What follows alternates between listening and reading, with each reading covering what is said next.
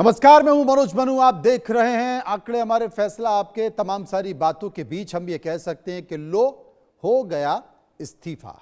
जी हां, केंद्रीय शिक्षा मंत्री धर्मेंद्र प्रधान की कुर्सी जो कि कुछ सवालों के घेरे में थी, और ऐसी कुर्सी जिस पर कि कई सारे सवाल उठ रहे थे। एक तरफ नीट विवाद, छात्रों का आंदोलन, दूसरी तरफ विपक्ष का संसद में शिक्षा मंत्री के इस्तीफे को लेकर गतिरोध। 36 दिन तक छात्र जंतर मंतर पर डटे रहे। सरकार से बातचीत हुई, भरोसा दिया गया, मांगे रखी गई। सरकार ने कॉकरोच जनता पार्टी की सभी मांगे मान ली। लेकिन असली सवाल यह है कि क्या 36 दिन का धरना आखिरकार सरकार पर भारी पड़ा? क्या छात्रों का दबाव इतना बड़ा कि शिक्षा मंत्री को अपनी कुर्सी छोड़नी पड़ी? क्योंकि यह सिर्फ एक इस्तीफा नहीं है, यह उस आंदोलन का नतीजा है जिसके छात्रों ने कहा कि जवाब चाहिए, न्याय चाहिए और जिम्मेदारी तय होनी चाहिए। लेकिन सिर्फ एक मंत्री के जाने से नीट विवाद खत्म नहीं होगा, क्योंकि कुर्सी गई, सवाल अभी भी बाकी हैं। इसी बीच आपको यह भी बता दें कि शिक्षा मंत्रालय का जो अतिरिक्त प्रभार है वो केंद्रीय मंत्री प्रहलाद जोशी को दे दिया गया है, जिनके पास खाद्य और सार्वजनिक वितरण मंत्रालय की जिम्मेदारी पहले से ही है। सबसे पहले आपको 4 बयान सुनवाते हैं। आज दिन भर के घटनाक्रम के 4 बयान गौर से सुनिए। बाकी 2 डिमांड्स थी, रिटेलिएटरी मेजर्स न लिए जाए, कंपनसेशन दिया जाए और इनके 5 पॉइंट चार्टर को कंसिडर किया जाए। उस पर डिटेल में चर्चा हुई। डिटेल में चर्चा होने के पश्चात सबसे पहली बात तो ये है कि जो इनका एक 4 पॉइंट्स था, उसका लबो-लबाब ये था कि कोई भी एक्शन FIR न हो, और अगर है तो वो विड्रॉ हो। The cockroach Janata party declares that we withdraw the agitation in good faith and understanding that the agreed upon terms will be executed within the agreed upon timelines. इस चीज का अंडरस्टैंडिंग में हम लोगों ने सरकार के साथ एक ड्राफ्ट शेयर किया है।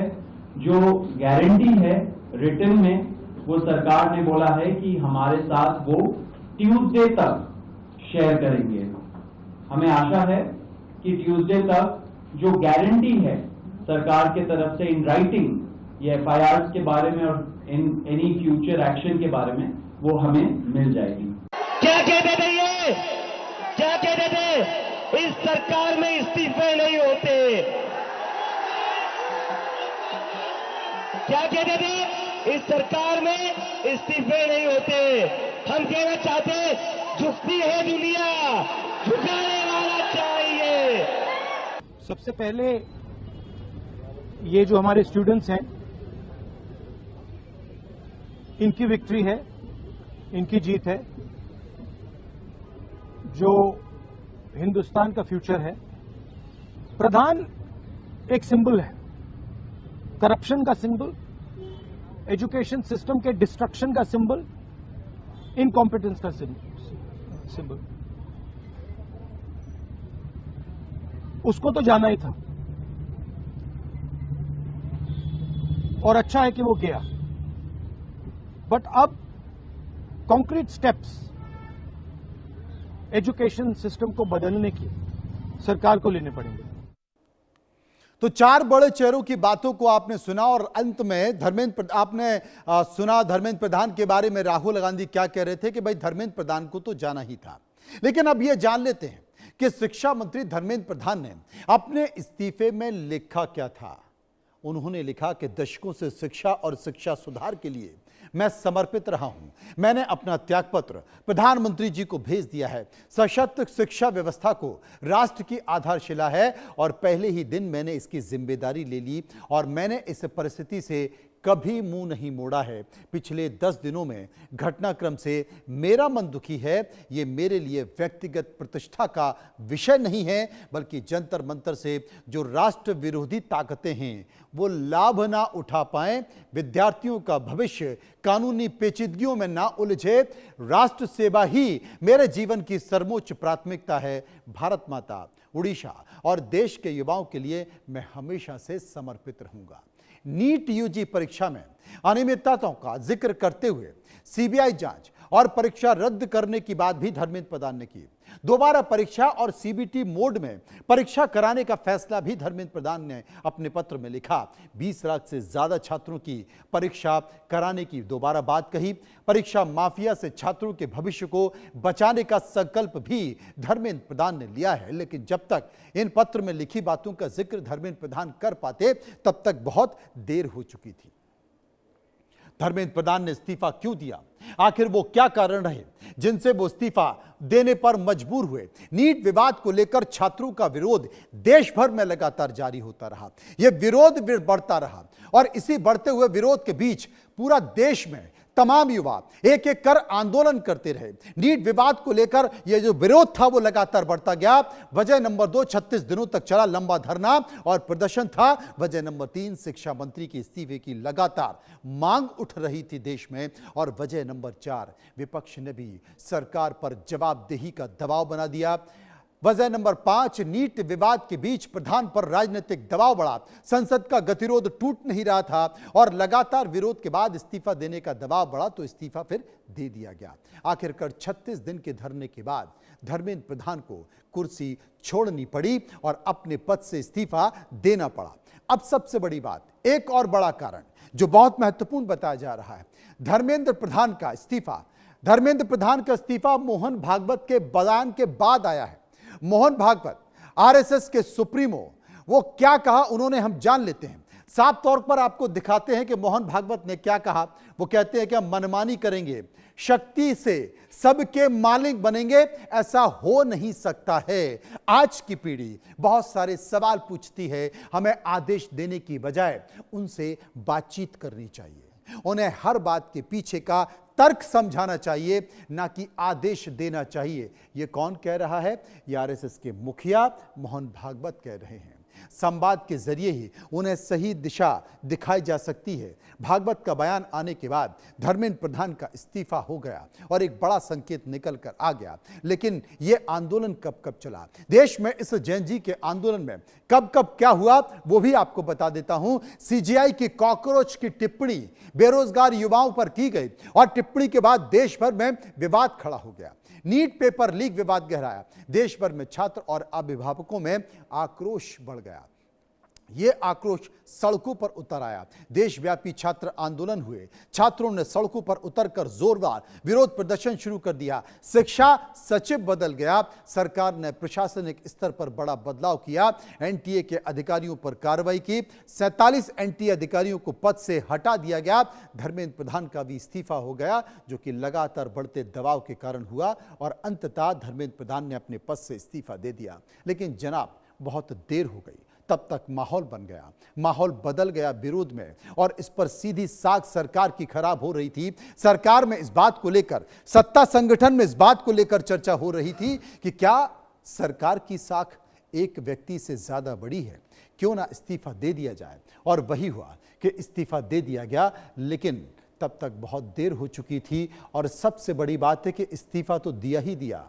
तमाम बातों के साथ साथ सरकार ने वो सभी बातें मान ली हैं।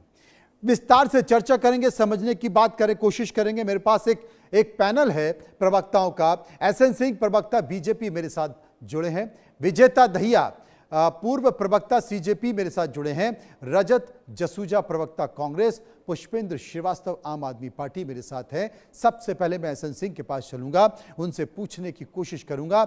एसएन सिंह साहब, इस्तीफा तो हो गया, लेकिन इस्तीफा जब तक हुआ तब तक सरकार की साख पर बड़ा सवाल खड़ा हो गया। और ये कोई राजनीतिक पार्टी ने नहीं खड़ा किया, ये खड़ा किया इस देश के युवाओं ने, इस देश के छात्रों ने। और क्या आप मानते हैं कि सरकार की थोड़ी छवि तो खराब हुई है? देखिए मनोज जी, निश्चित तौर पे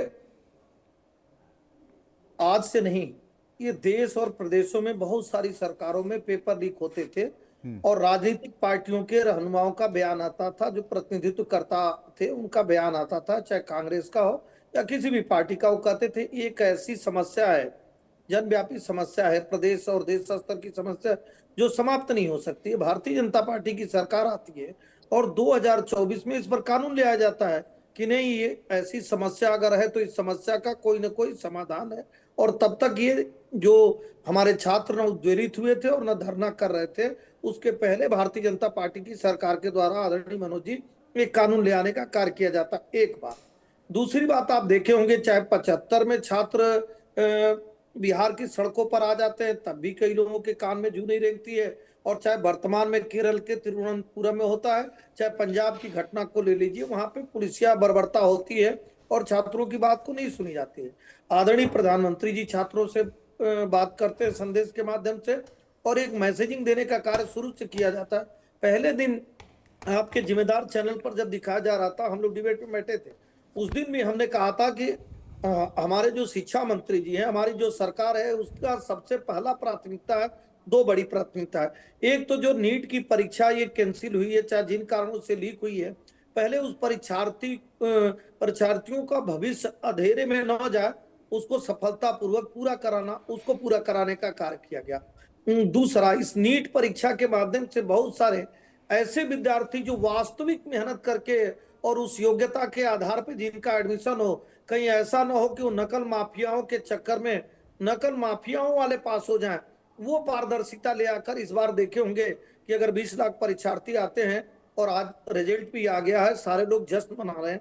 तीसरी बात आती है, ये सबसे बड़ी बात है कि कभी भी पूर्वज की सरकारों की तरह नहीं कि चाहे वो जेपी आंदोलन खड़ा हो जाए, देश में इमरजेंसी लगा दीजिए, अपनी बात पे अड़े रही। अगर लगता है, कहीं से भी लगता है कि देश हित में कोई कार्य अच्छा है तो देर नहीं होता है। कभी भी देश हित के कार्य को प्रथम प्राथमिकता देते हुए आदरणीय प्रधानमंत्री जी, भारतीय जनता पार्टी के सभी लोग कहते हैं हमारे लिए राष्ट्र प्रथम है। आदरणीय मनोज जी, आपके जिम्मेदार चैनल पर लगातार दिखाया जा रहा था कि जो विद्यार्थी थे, जो हमारे युवा थे, उनके कंधों का सहारा लेकर बहुत सारे असामाजिक और अराजक बहुत सारे ऐसे क्रियाकलाप वहां किए जा रहे थे जो भारत के लिए, राष्ट्र के लिए नहीं अच्छा था।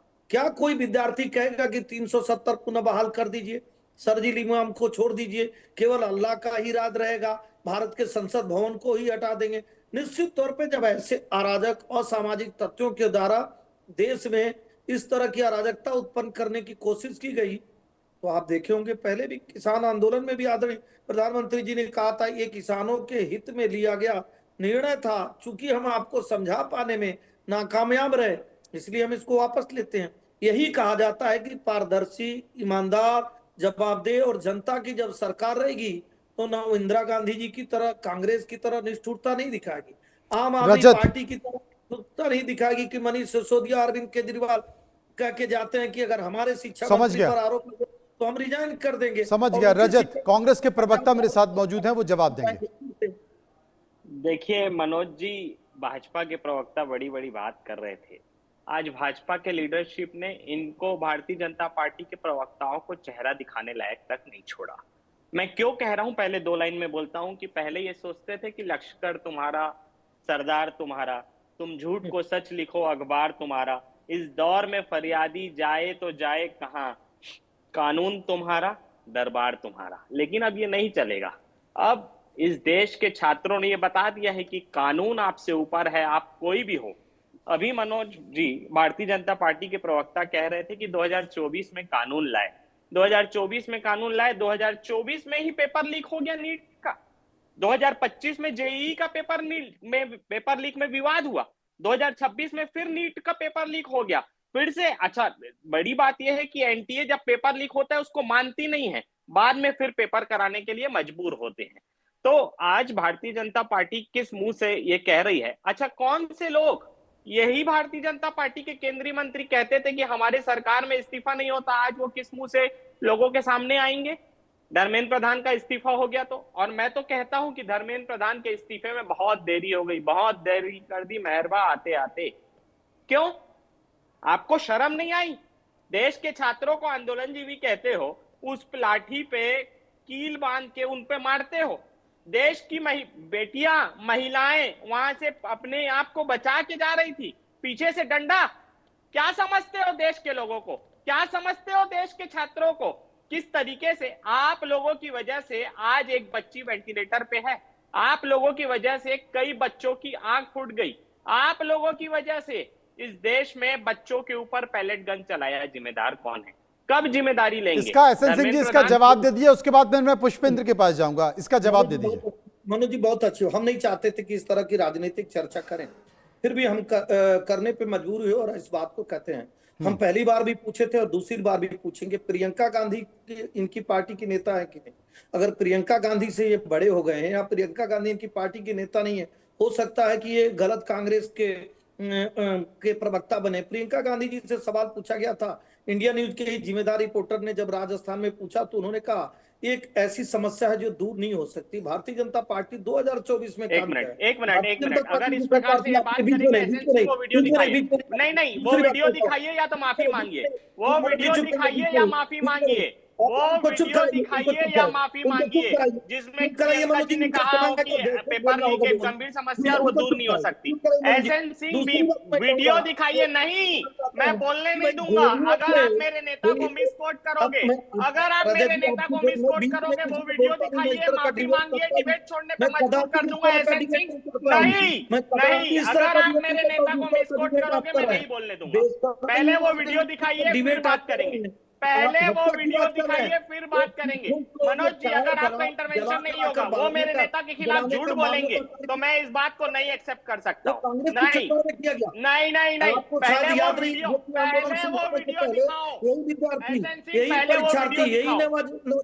बिहार की सड़कों पर था जिनको गोलियों से भुनने का कार्य किया गया। अरे क्या, अरे बच्चों के ऊपर लाठी चलाने वाले, 18 मेट्रो स्टेशन बंद करने वाले, पुष्पेंद्र जी मेरे साथ मौजूद हैं, आम आदमी पार्टी के प्रवक्ता पुष्पेंद्र, उनके पास भी चलते चूंकि रजत ने बहुत सारे सवाल उठाए थे इसलिए हम उसका जवाब जानना चाहते थे। पुष्पेंद्र श्रीवास्तव, शिक्षा मंत्री का इस्तीफा हो गया है, संसद का गतिरोध है, मुझे लगता है शायद वो गतिरोध टूट जाए, सोमवार से प्रक्रिया शुरू हो, लेकिन हो सकता है कि उसके पहले शिक्षा को लेकर बहस शुरू हो। पुष्पेंद्र श्रीवास्तव, जब कोई जानकारी नहीं, पुष्पेंद्र श्रीवास्तव नहीं, कोई प्रमाण नहीं, कोई प्रामाणिकता नहीं,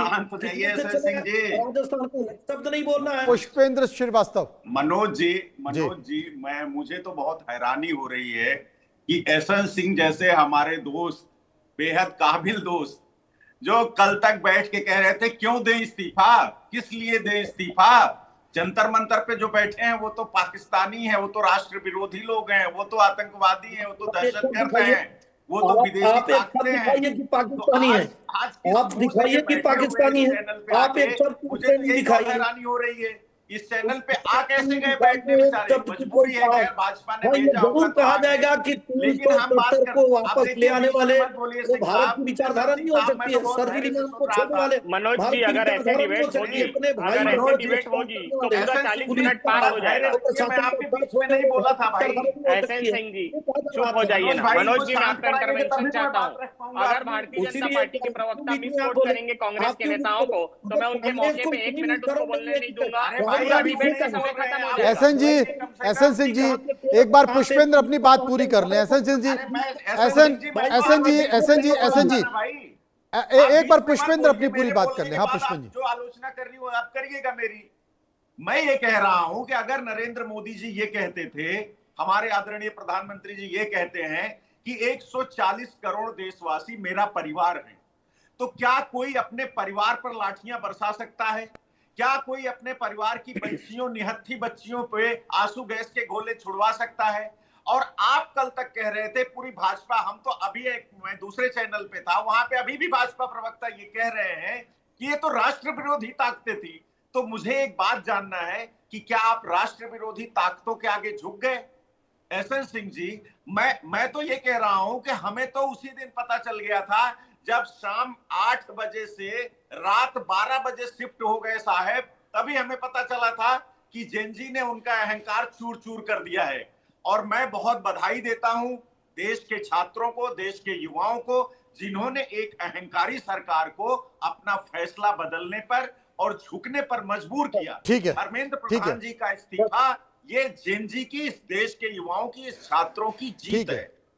ठीक है, अब एहसन सिंह जी एक जवाब दे दीजिए, फिर मैं अजीत मेंदोला के पास पहुंचूंगा। ये जो मैं एक जवाब ले लूं, मैं ये जवाब ले लूं कि ये तो जहां भी कभी आंदोलन होता है तो उसमें आतंकवादी पाकिस्तान आ जाता है, आतंकवादी आ जाता है, देश विरोधी ताकतें आ जाती हैं। ये जिस बात का जिक्र कर रहे हैं पुष्पेंद्र जी कि भाई अगर वहां पर सारी देश विरोधी ताकतें थी तो फिर आप क्या उन देश विरोधी ताकतों के आगे झुक गए? मैं इसका जवाब दे दीजिए। नहीं मनोज जी, देखिए दो बातें हैं। एक तो हमारे मित्र ने कहा क्रमशः उसको सुनते जाइए कि वो कोई भी सरकार अगर जो पुलिसिया कार्रवाई करती है वो देश विरोधी होती है, तो आम आदमी पार्टी की वर्तमान में पंजाब में सरकार है और वहां पुलिसिया कार्रवाई हुई है और आपके जिम्मेदार चैनल पर दिखाया गया है। मुझे लगता है कि आज जिम्मेदारी से सब लोग देखते हैं कि किस तरह से वहां पेपर लीक हुआ है, 3 लाख से 12 लाख का आरोप लगा और कैसे पुलिसिया कार्रवाई तो हो सकता है। देखिए, मुझे कि इनकी टोकना नहीं सरकार चाहिए देश मनोज विरोधी जी, है। लेकिन एसएन सिंह जी गलत बात कोट कर रहे हैं, इसलिए मुझे टोकना पड़ रहा है। मैं आपको दिखा देता हूँ, पंजाब में किसी तरह का कोई पेपर लीक नहीं हुआ है। पंजाब में कोई पेपर लीक नहीं हुआ है, आप देख सकते हैं। क्या कहते ये हैं? वहां वही पे मैं जैसे ही हमको पता चला तुरंत हमने इसको हटा दिया। देखिए, सुन लीजिए, सरकार में नहीं, पंजाब में तो पेपर लीक नहीं हुआ है। बेसिकली फ्लाइंग स्क्वाड गई थी। फ्लाइंग स्क्वाड ने एक संस्थान में, शिक्षण संस्थान में नकल करते हुए पकड़ा। पेपर लीक पंजाब में नहीं हुआ है।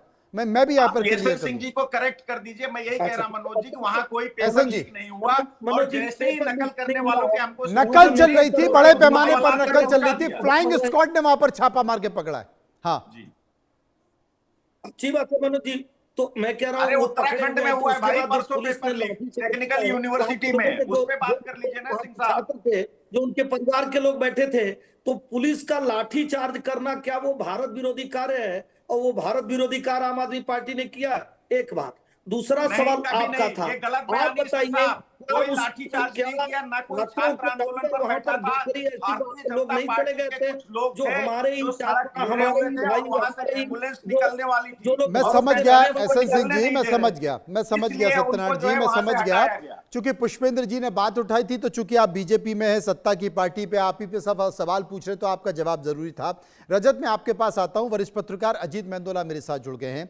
अजीत जी, यहां पर बहुत सारे घटनाक्रम निकल कर आ रहे हैं। देखिए, एक बात तो निकल कर आ रही है, तमाम विपक्षी पार्टियों के लिए भी यह आईना है कि 2014 से लेकर और अभी तक वो सरकार पर इतना दबाव नहीं, आरोप बहुत सारे सरकार पर लगाए, बहुत सारे सबूत भी दिए, चीजें भी दी, लेकिन सरकार को वो इतना दबाव नहीं कर पाए कि एक भी इस्तीफा हो जाए।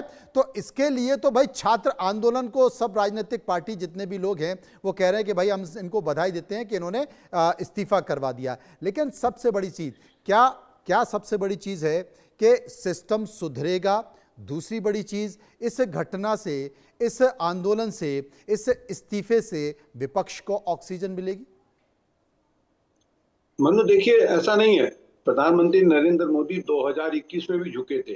किसानों का 1.25 साल चले आंदोलन को 3 जो कानून पास किए थे किसानों के, इस्तीफा नहीं हुआ था, कृषि मंत्री का इस्तीफा नहीं हुआ था। अजीत जी, अरे आप पूरी बात सुन लीजिए ना, सवाल इस्तीफे मेरी भी तो बात सुन लीजिए। आप उस समय भी कृषि मंत्री के इस्तीफे की बात की लेकिन सरकार नहीं मानी। अरे आप सुनिए पहले पूरी बात मान्यवर। मैं आपसे ये कह रहा हूं कि ऐसा नहीं कि झुकी नहीं थी सरकार को झुकना पड़ा था। क्यों झुके थे, अब आप सुन लीजिए क्यों उन्होंने वापस लिया था। क्योंकि उत्तर प्रदेश का चुनाव सिर पे था और उत्तर प्रदेश का चुनाव बड़ा निर्णायक चुनाव था 2022 का बीजेपी के। अब वही घटनाक्रम फिर अब घट गया है। लेकिन इस बार के घटनाक्रम को ये कह सकते हैं कि इसमें देखिए, उसमें किसान जुड़े थे, असर होना था वो इतना ज्यादा नहीं था जितना यूथ का था, क्योंकि यूथ बीजेपी का वोटर माना जाता है। और प्रधानमंत्री मोदी को लगा था अगर यूथ खिसकेगा, क्योंकि यूथ अगर खिसका तो साथ में महिला वोटर भी खिसकेगी, क्यों ना कोई घर से उनका संबंध जुड़ाव होता है। तो ये आभास प्रधानमंत्री मोदी को भी हो गया था, आरएसएस को भी हो गया था। जो अंदर की खबरें आ रही हैं, आरएसएस ने वीटो लगाया कि भाई, हालांकि कुछ लोग चाहते थे इस्तीफा नहीं होना चाहिए, लेकिन आरएसएस ने वीटो लगाया, प्रधानमंत्री मोदी ने उस पर सहमति दी और धर्मेंद्र प्रधान का इस्तीफा हो गया। बहुत अच्छी बात हो गई। देश में एक जो अराजकता का माहौल बनाया जा रहा था या बनता, ये जो जिस तरीके से सारे देश भर में आंदोलन फैल चुका था और चिंताजनक स्थिति हो गई थी, एक सही समय पे सरकार ने एक इस्तीफे ले लिया, धर्मेंद्र प्रधान का इस्तीफा दिया या ले लिया, जो भी है। फिलहाल प्रहलाद जोशी नए शिक्षा मंत्री बन गए। लेकिन प्रधानमंत्री मोदी ने 2 दिन में बड़े कड़े कदम उठाए। मतलब कई से अधिकारी सस्पेंड कर दिए गए, एक नया कड़ा कानून आ रहा है जिसपे सोमवार को लोकसभा में चर्चा होगी। लेकिन अब सवाल यह है कि अभी तो ठीक है, सबको राजनीतिक दलों ने, देखिए सरकार ने ये एक ऐसा आंदोलन था जिसमें विपक्ष एकजुट नहीं था। कांग्रेस आपको एक ऑक्सीजन मिली, कांग्रेस ने अपने तरीके से राजनीति करी, वो शायद आगे भी राजनीति करेगी। और बाकी जो रीजनल पार्टियां थी, उन्होंने जिनको एक माइलेज नहीं मिल रहा था, एक मौका नहीं मिल रहा था, उन्होंने जंतर मंतर पे जाके हाजिरी बजाई और कहा कि साहब हम आंदोलन के साथ हैं। क्योंकि आम आदमी पार्टी एक जो निकली थी आंदोलन से, तो उम्मीदें जगी हुई हैं। ऐसा नहीं काकरोच पार्टी ने कुछ यूथ को लेकर ही आंदोलन करा, काकरोच पार्टी की उम्मीदें जग गई हैं राजनीति को लेकर। मेरा मानना है आने वाले, देखिए आज जब आंदोलन समाप्त हो रहा था, आपने नोटिस लिया, अगर छात्रों की बात हो रही थी तो एक अम्बेडकर जी का फोटो लिया हुआ था, और जो राहुल गांधी संविधान की किताब लेते हैं उसको लिए हुए थे वो। तो अगर ये राजनीतिक दल करते हैं इस तरह की बातें, सवाल ये है कि आपके लिए कोई धर्म जाति नहीं होनी चाहिए। यूथ है, यूथ है, वो किस जाति का है, किस धर्म का है, उससे कोई लेना देना नहीं होता।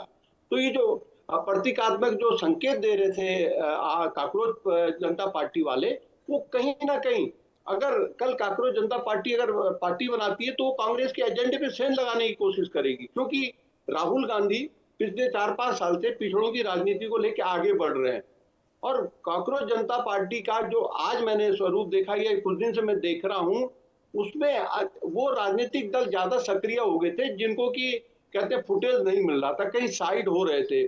उनको एक उम्मीद जगी कि काकरोच जनता पार्टी अगर बीजेपी को कमजोर कर सकती है या प्रधानमंत्री मोदी को हिला सकती है, तो एक उम्मीद की किरण जग रही थी, क्या पता अब आने वाले टाइम पे कहीं कोई मौका मिल जाए।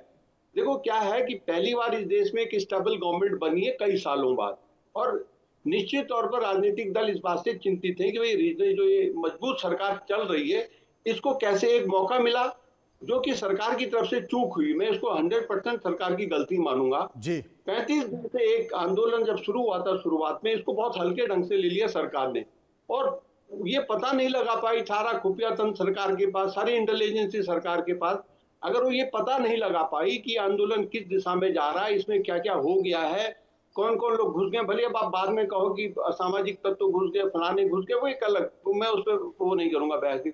लेकिन ये जिम्मेदारी देखिए, सरकार आपकी, दिल्ली में सरकार आपकी, कई राज्यों में सरकार आपकी, केंद्र में आपकी सरकार, अगर आप ये पता नहीं लगा पा रहे हैं कि आंदोलन में कौन लोग घुस आए हैं, कहां से आ गए, अपराधी आ गए, तमाम लोग आ गए, तो जिम्मेदारी इंटेलिजेंस किसके पास है? आपके पार्लियामेंट के नजदीक लोग पहुंच गए, तो कहीं ना कहीं सरकार हुई है। रजत जी, मनोज जी 10 सेकेंड जी बोलिए प्लीज। मनोज जी मैं जवाब दे दूं? हाँ प्लीज प्लीज बोलिए। मनोज जी देखिए, निश्चित तौर पे आज हमारे पुलिस कमिश्नर के द्वारा भी एक कॉन्फ्रेंस करके आने का कार्य किया गया कि बहुत सारे ऐसे फेक न्यूज बनाए जाते थे कि ये वांगचुक जी ने बोला, वो नहीं बोले थे, आई जनरेटेड था।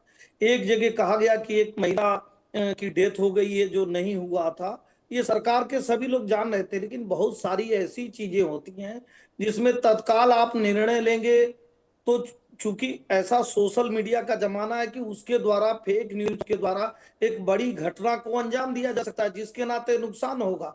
और तीसरी बात अभी आपने कहा, आज भी हमारे राष्ट्रीय अध्यक्ष जी ने कहा, भारतीय जनता पार्टी के सभी लोगों ने कहा, और मैं भी आप जिम्मेदारी से आपके चैनल पर कह रहा हूं कि आदरणीय धर्मेंद्र प्रधान जी हमेशा से राष्ट्र हित के लिए कार्य करते रहे हैं, देश हित के लिए कार्य करते हैं, छात्रों के हित के लिए कार्य करते हैं, और उन्होंने कभी नहीं चाहा। मैं चाहा कि अगर किसी की भी, आप सुनिए, यूजीसी बहुत सारी जवाबदेही जिम्मेदारी थी। ये तो मान ली परेशानी की बात यह है कि कोई मानता नहीं। एसएन साहब, यूजीसी का एक सर्कुलर आया था, उसने भी देश में बवाल कर दिया था, और देश में छोड़िए भारतीय जनता पार्टी के अंदर बवाल खड़ा हो गया था। बीजेपी के कई बड़े नेताओं ने सवाल खड़े कर दिए थे, उस वक्त नहीं चेता गया। एनटीए का पहला पेपर गड़बड़ी सामने आई थी, तब भी नहीं चेते गए थे। उसके बाद फिर दोबारा गड़बड़ी सामने आ गई, तब भी नहीं चेते। और अजीत मंदोरा जिस बात का जिक्र कर रहे हैं कि 36 दिन हो गए, आपका इंटेलिजेंस क्या कर रहा था? भाई जेपी नड्डा आज इनको बुलाकर बातचीत कर रहे हैं, ये बातचीत तो धर्मेंद्र प्रधान भी बुलाकर कर सकते थे ना इन लोगों से। इन लोगों को बुलाते, अपने यहाँ चाय पिलाते और बोलते कि आप बताइए कि क्या करना चाहिए, चलिए हम मिलकर एक कमेटी बना देते हैं, आप अध्ययन कीजिए, कोई रास्ता निकालने की कोशिश करते हैं। लेकिन सबसे बड़ा सवाल ये संवादहीनता सबसे बड़ा सवाल है। संवाद हो ही नहीं पा रहा, कोई सुनने को तैयार ही नहीं। हर कोई चर्चा ये कर रहा है कि भाई इस सरकार में इस्तीफे थोड़ी होते हैं। और आज अभिजीत दीपकर ने कह भी दिया, कौन कहता था कि इस सरकार में इस्तीफे नहीं होते हैं? कौन कहता है? देखिए इस्तीफा हो गया। ये कहते थे, ये भाई साहब कहते थे। मनोज जी, आप एचआरडी मिनिस्ट्री कवर करते थे 2004 से 2014 तक। कितने एचआरडी मिनिस्टरों ने रिजाइन करने का कार्य किया, आरोप लगा? तो अरे 5-6 मंत्री निपट गए थे 2024 में कानून 5-6 मंत्री निपटे साहब। मनोज जी 5-6 मंत्रियों के इस्तीफे हुए और उसमें से कुछ मामले ऐसे थे कि जब कोर्ट में गए तो उनको क्लीन चिट मिल गई, लेकिन केवल धरने प्रदर्शन से, विरोध से, सभाएं निकालने से, संसद के गतिरोध से इस्तीफा हो गया। और एक मंत्री जिन्होंने कपड़े बदल लिए थे 2-3 बार, इसी में उनका इस्तीफा हो गया। कौन 17 परीक्षाएं लीक हुई थी राजस्थान में, बताइए। मुख्यमंत्री ने रिजाइन दिया था कि वहां के शिक्षा मंत्री ने दिया? वो भी जिम्मेदार है, उस समय इसमें तो सब जिम्मेदार हैं। जिन राज्यों में पेपर लीक हो रहे हैं, जिन राज्यों में ऐसा हो रहा है, चाहे वो कांग्रेस की सरकार हो, बीजेपी की सरकार हो, अन्य दल की सरकार हो, सब जिम्मेदार हैं। और अब इस घटना के बाद सबको सचेत रहना पड़ेगा, एक दूसरे के ऊपर आरोप प्रत्यारोप न करें। रजत, मनोज जी देखिए, बहुत महत्वपूर्ण बात है। 2024 की ये बात कर रहे थे, मैं तो 2021 की बात करता हूँ, जिस साल धर्मेंद्र प्रधान एजुकेशन मिनिस्टर बने, उसी अरे यार बीच में क्यों बोलते हो? एक तो झूठ बोलते हो प्रियंका गांधी जी के नाम से, उसके बाद भी मैं सहिष्णु हो कि आपकी बात को बोलने का मौका दे रहा हूँ, तो फिर मेरे बीच में बोल रहे हो। भारतीय जनता पार्टी डिबेट को खराब करने का वो मत करे, चुप हो जाइए। एक बार सत्यनारायण जी, ये 2021 की बात क्या कर रहे थे वो तो सुन लेते हैं। हाँ, क्या हुआ 2021 में? 2021 में धर्मेंद्र प्रधान जिस साल एजुकेशन मिनिस्टर बने, उसी साल नीट का पेपर लीक हो गया। बात करते हो यार इतिहास की, एसएन सिंह जी चुप हो जाइए, थोड़ी देर सुनने का बात। अरे मेरे को एक बात बताइए, उस चीज को कौन जिम्मेदारी लेगा जो छात्रों के ऊपर आप बर्बरतापूर्वक लाठी चला रहे थे की बांध के? लीक को लीक माना जाएगा? छात्रों के ऊपर जिस तरीके से आप लोग बर्बरतापूर्वक लाठी चला रहे थे, उसका जिम्मेदार कौन है? एसएन सिंह जी, आपको इस चैनल के माध्यम से एक बात बता देता हूँ, आज मंत्री प्रधान का इस्तीफा हुआ है, आने वाले समय में प्रधानमंत्री को इस्तीफा देना पड़ेगा। इस बात को नोट करके रखो। भारतीय जनता पार्टी अहंकार में मत रहे। आज अहंकार खत्म हुआ है, आज अहंकार की हार हुई है, आज झूठ की हार हुई है, आज फरेब की हार हुई है, आज भ्रष्टाचार की हार हुई है। क्यों? कल तक आप धर्मेंद्र प्रधान के बचाव में बात कर रहे थे, आज इस्तीफा हो गया तो ताली बजा रहे हो धर्मेंद्र प्रधान के इस्तीफे में। एसएन सिंह जैसे दोगले लोग, झूठ बोलने वाले लोग, प्रियंका गांधी के नाम से गलत विवरण करते हो। इंद्री जैसे बोला वीडियो निकाल के दिखाओ, कहाँ है वीडियो? झूठ बोलना बंद करो एसएन सिंह। भारतीय जनता पार्टी पुरानी बात, प्रियंका गांधी का वीडियो आ गया, हम नई बात कर लेते हैं, हम नई बात कर लेते हैं। अजीत मेंदोला, मुझे संक्षेप में जरा ये बता दीजिए आप कि अब शिक्षा मंत्री का इस्तीफा हो गया, छात्रों की यही मांग थी, विपक्ष भी यही मांग कर रहा था कि देखिए भाई शिक्षा मंत्री का इस्तीफा हो जाए तो क्या अब ये मान लिया जाए कि सदन सुचारू तौर पर अब चलेगा, बाकी के जो काम है वो होने वाले हैं, या अभी भी कुछ बाकी है? क्योंकि राहुल गांधी कह रहे हैं कि साहब हमारा आंदोलन जो है शिक्षा को लेकर वो लगातार चलेगा, जारी रहेगा। देखिए, मैं पहले तो एसएन सिंह जिस बात को कह रहे हैं बार बार, राजस्थान का पेपर लीक वाला मामला, देखिए पेपर लीक हुआ और बीजेपी ने बहुत बड़ा मुद्दा बनाया 2023 के चुनाव में, और कांग्रेस के हार में एक बड़ा कारण पेपर लीक भी था। ठीक है ना, ठीक है, पेपर लीक हुआ, सरकार नहीं रोक पाई, हार गए। लेकिन अब जो दूसरी बात आपने पूछी कि संसद चलेगी कि नहीं चलेगी, संसद चलेगी। देखिए, कांग्रेस अभी 1-2 दिन हो सकता है अड़चन डाल सकती है, लेकिन अब कांग्रेस जो पार्लियामेंट में जो पहले दिन सोमवार को जो संकेत है कि बिल पेश किया जाएगा, नकल रोकने वाला जो संशोधित कानून आ रहा है जिसमें कड़े कानून बनाए जाएंगे, उसमें मेरे को लगता है कि कांग्रेस अलग थलग पड़ जाएगी। तो इस स्थिति में कांग्रेस नहीं चाहेगी कि वो अलग थलग पड़े। वो ठीक है, राहुल गांधी एक स्टैंड लिए, पहली बार राहुल गांधी ने एक बहुत समझदारी की भरी राजनीति करी है, और पूरे आंदोलन में अगर किसी पार्टी को संजीवनी मिली है तो अकेली कांग्रेस पार्टी है। कांग्रेस पार्टी को, अगर कांग्रेस पार्टी संजीवनी का कब तक, कहां तक, कितना उपयोग कर सकती है, ये भविष्य बताएगा। लेकिन उसके लिए तो जमीन पर उतरना पड़ेगा। जीत जी, जमीन पर उतरना पड़ेगा। वही मैं कह रहा हूं कि अगर राहुल गांधी जी इसी तरीके से 24/7 काम करते रहे, रोज सड़क पे आके प्रेस कॉन्फ्रेंस करते रहे, दौरे करते रहे, और संगठन थोड़ा वो अब संगठन पे ध्यान दे लें, संगठन को थोड़ा सा चुस्त दुरुस्त कर लें, क्योंकि देखिए आप केंद्रीकरण की राजनीति तो कर रहे हैं मोदी को देख के, पीएम मोदी को देख के, अच्छी बात है, लेकिन अभी कांग्रेस जिस दौर से गुजर रही है उस दौर में कांग्रेस इस वक्त सबसे बुरे दौर में गुजर रही है। आने वाले 5 राज्यों के चुनाव कांग्रेस के लिए जीवन मरण का प्रश्न है। अगर एक भी राज्य कांग्रेस नहीं जीत पाएगी तो आप यकीन मानिए फिर जो अभी संजीवनी मिली वो रजत कुछ खत्म कह हो रहे हैं, जाएगी। रजत बताइए। अजीत जी के लिए भले ही छात्रों का जो इशू है या पेपर लीक इशू है वो संजीवनी होगी, देखिए कांग्रेस पार्टी के लिए ये छात्रों के भविष्य का सवाल है। यार, आप रजत जी अगर इस राजनीति प्रकार से करने आप आए हैं, कांग्रेस पार्टी के ऊपर आरोप लगाएंगे तो सुनना पड़ा। अजीत जी सुन लीजिए आरोप नहीं लगा रहा हूं मैं आप पे, आपको कह रहा हूं कि आप तो कह राजनीति रहे हैं कि छात्रों का पेपर लीक कांग्रेस के लिए संजीवनी है, हमारे लिए संजीवनी नहीं है, हमारे लिए छात्रों का इशू है।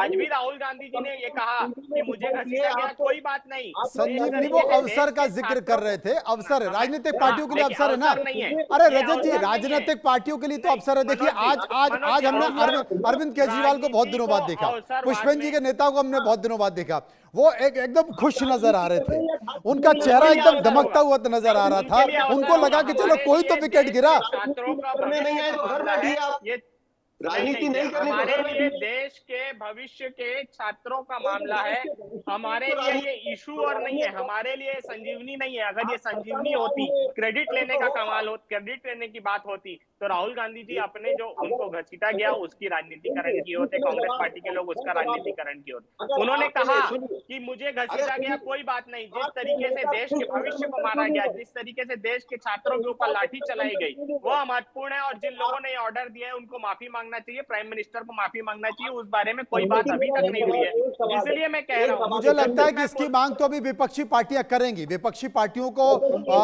आप संजीवनी का जिक्र कर रहे थे, मैं कह रहा हूं कि विपक्षी पार्टियों के लिए एक अवसर है, पहली बार अवसर है कि वो कम से कम संसद में हावी हो सके, क्योंकि देश का एक युवा वर्ग है, उसमें एक उफान है। और मैं तो कह रहा हूं कि सोशल मीडिया पर जो उफान आया, तूफान आया, बवंडर आया, वो अभी इतनी आसानी से थमने वाला नहीं है।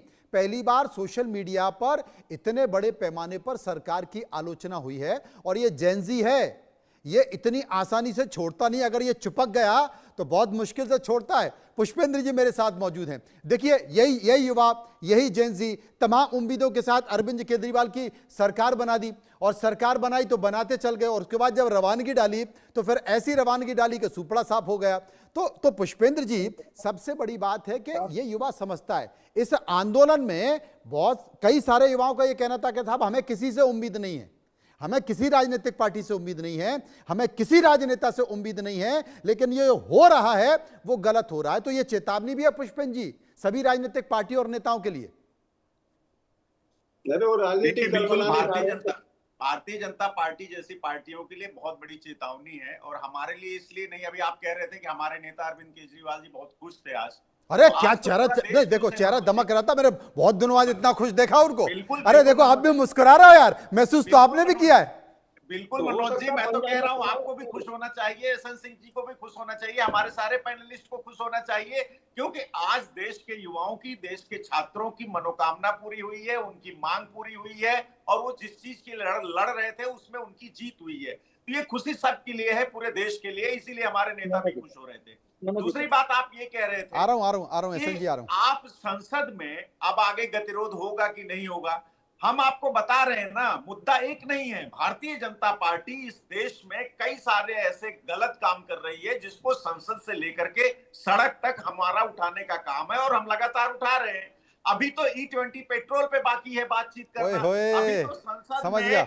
अभी तो चढ़ावा चोरी, चंदा चोरी और जो जमीन के घोटाले हैं, वही अगला सवाल यही पूछने वाला था मैं। भगवान प्रभु श्री राम के नाम पर जो घोटाले हुए हैं, इस देश के लोगों की आस्था के साथ जो खिलवाड़ हुआ है, उसका पाई का हिसाब भारतीय जनता पार्टी को संसद में देना पड़ेगा। विपक्ष, और अगर संसद में नहीं दिया मनोज जी, अगर संसद में जवाब नहीं मिला तो हम फिर ऐसे ही सड़क पर आएंगे, सड़क पे। सत्यनारायण जी, गांव में एक कहावत है, बस मैं आपके पास आ रहा हूं, गांव में एक कहावत है, चूंकि मैं उसको बोल नहीं सकता, उसका शब्द थोड़ा सा गड़बड़ है, यहां कहना ठीक नहीं है, लेकिन मैं ये कहना चाह रहा हूं, थोड़ा सा बदल के कहना चाह रहा हूं कि इस्तीफे ने आपका घर देख लिया, और अब उसका फायदा विपक्षी पार्टी और उसके नेता उठाने वाले।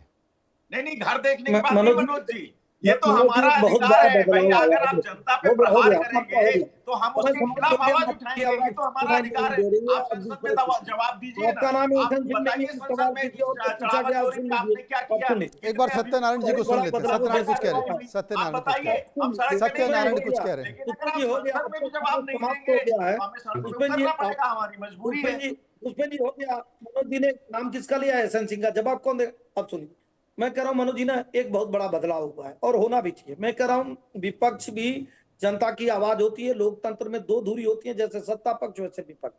अगर इसके बावजूद भी विपक्ष अपनी भूमिका को नहीं निभा रहा था, तो ये माना जाएगा कि ये विपक्ष जो है वो लापरवाह था, गैर जिम्मेदाराना था, जो स्वीकार लेना चाहिए। एक बात कहूंगा। दूसरी बात मैं कहूंगा, ऐसे कांग्रेस के लोग जो अपनी सरकारों में नाकाम होते हुए, नकारा होते हुए कोई कानून नहीं ले आ पाते हैं, और आदरणीय प्रधानमंत्री जी के नेतृत्व में कोई कानून आता है उसको स्वीकारते हैं। हम ये भी मानते हैं कि देश में एक बदलाव हुआ है, कि हमारे देश के 2024 में लोगों कानून को, लाए थे युवाओं, ना, क्या हुआ? पेपर लीक प्रधानमंत्री जी हुआ कि पर नहीं भरोसा हुआ? है, देश पर कौन भरोसा है, जिम्मेदार है? हमारे एजुकेशन मिनिस्टर पर भरोसा है। तीसरी बात मैं कहूंगा, कभी भी ऐसी हठधर्मिता वाली सरकार नहीं होनी चाहिए कि अगर हाई कोर्ट निर्णय ले ले इंदिरा गांधी के बारे में तो पूरे देश को गिरवी बनाने ले कांग्रेस की तरह।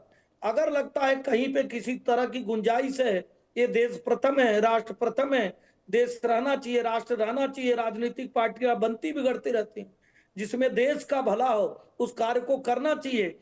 जैसा कि अराजक तत्वों की बात आपने किया, क्या ये अराजक तत्व नहीं है जो हमारे किसी भी सुरक्षा कर्मी का सर फोड़ने का कार्य कर रहे हैं, हमारी किसी पत्रकार बहनों का कपड़ा फाड़ने का कार्य कर रहे हैं, जो कर रहे हैं हम संसद भवन को ही गिरा देने का कार्य करेंगे, नहीं, सबको जो सिर्फ आइडेंटिफाई अल्लाह करना चाहिए। जितने भी लोगों ने ऐसा किया है, जितने भी लोगों ने किया है, वो स्वाभाविक तौर पर उनकी रिपोर्टिंग होगी, रिकॉर्डिंग होगी, उन सबके खिलाफ कार्रवाई होनी चाहिए, चाहे वो पुलिस वाले हो या फिर इस भीड़ में शामिल असामाजिक तत्व हो, सबके खिलाफ कार्रवाई होनी चाहिए। देखिए, सबक तो मिलना चाहिए, इसमें कोई शक नहीं है। लेकिन एक सवाल वो वीडियो देखें, तमाम सारे वीडियो देखें, लेकिन मैं ये उम्मीद कर रहा था कि कॉकरोच जनता पार्टी के लोग आज जब मिलने पहुंचे थे जेपी नड्डा और डॉक्टर जितेंद्र सिंह से, तो शायद वो इस बात का जिक्र करते कि साहब, जितनी भी महिलाओं के साथ, जितनी भी लड़कियों के साथ पुलिस वालों ने बदतमीजी की है, उनके खिलाफ गंभीर कार्रवाई का एक्शन दीजिए। मैं उम्मीद कर रहा था।